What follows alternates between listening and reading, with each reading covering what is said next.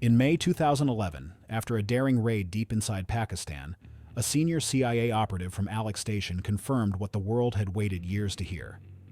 The man in the body bag was Osama bin Laden. This moment closed one of the most intense hunts in intelligence history, a hunt led by a secretive unit few outside the agency had ever heard of. In 1996, the CIA established a small, highly specialized unit known as Alec Station.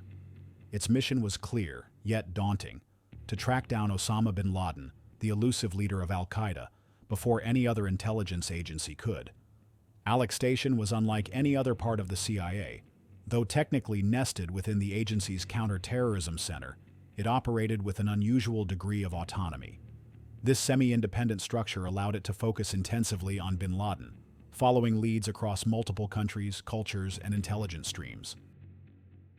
The unit was created under the direction of Michael Scheuer, a career CIA officer who became one of bin Laden's most relentless hunters. Michael and his team worked largely in the shadows, piecing together fragments of intelligence, signals intercepts, human sources, satellite photos, to build a clearer picture of Al-Qaeda's operations. Their work was challenging. Bin Laden was not a typical target. He was a stateless militant who moved frequently, embedded within complex social and tribal networks.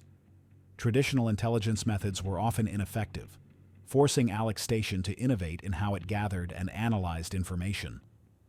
Despite its small size, Alec Station became the central hub for understanding and countering the emerging threat of global jihadist terrorism. Its singular focus and unconventional approach made it a unique and critical element of the U.S. intelligence community during a period when the threat from Al-Qaeda was only beginning to be fully understood.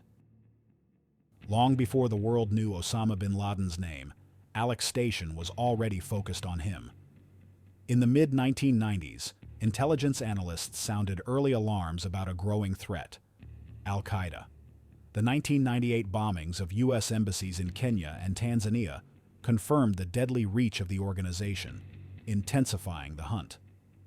Alec Station's team followed a complex surveillance trail that included key moments like the 1999 Malaysia meeting of hijackers and planners, which became a critical clue. They tracked suspicious individuals linked to future attacks, including several who would hijack planes on September 11th. Yet, despite mounting intelligence, a dangerous disconnect persisted. Information flowed in, but turning data into decisive action proved challenging. Interagency rivalries, bureaucratic hurdles, and the sheer elusiveness of bin Laden slowed progress. This gap underscored the difficulty of counterterrorism work.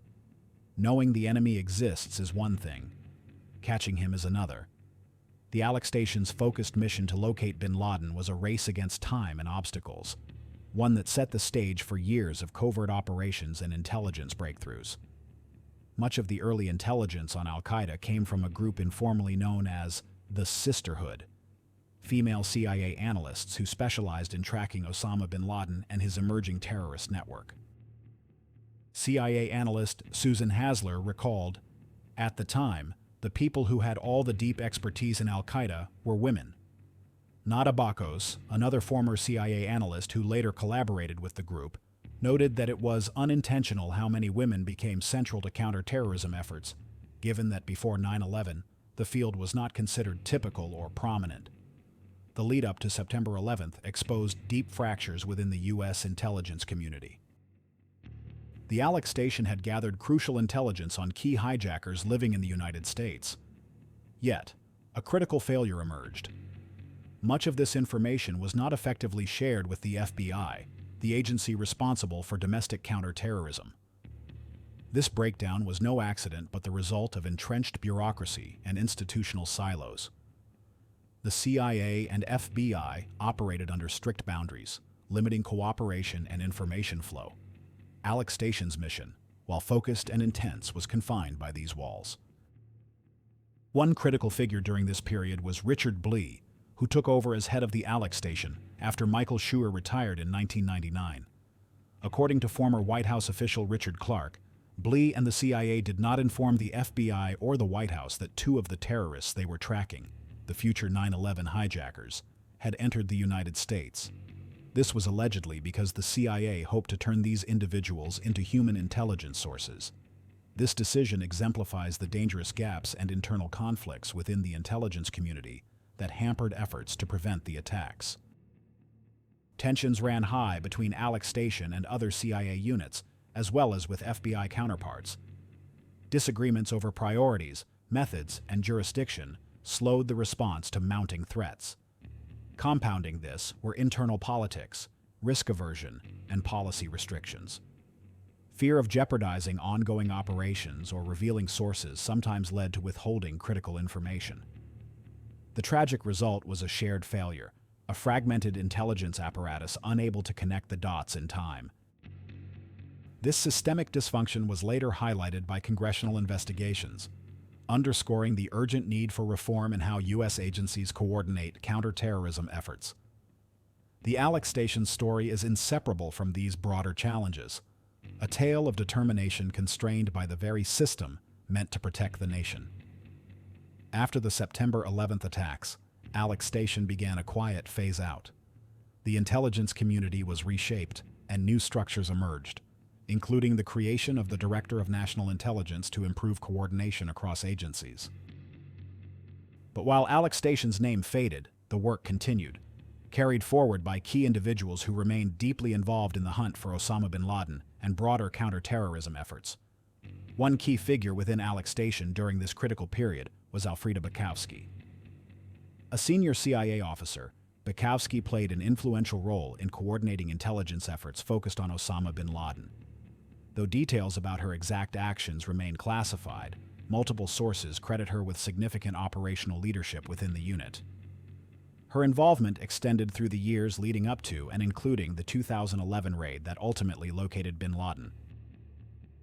Bukowski's career symbolizes the continuity within the CIA, a constant thread of operational knowledge and decision-making, even as agencies faced scrutiny and scandal.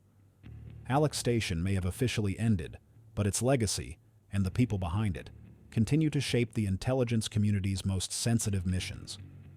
The story of the Alec Station is as much about intelligence as it is about missed opportunities.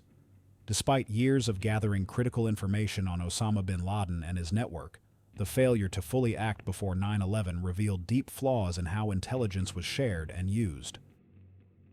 These lessons continue to echo through modern counterterrorism efforts. Reforms have sought to improve coordination across agencies, increase oversight, and deploy new surveillance technologies. Yet the balance between necessary secrecy and democratic accountability remains fragile. Critics argue that, despite reforms, many intelligence programs operate in shadows, protected from public scrutiny under the guise of national security. Alec Station's legacy is a reminder that the line between vigilance and oversight can be thin. It forces ongoing questions.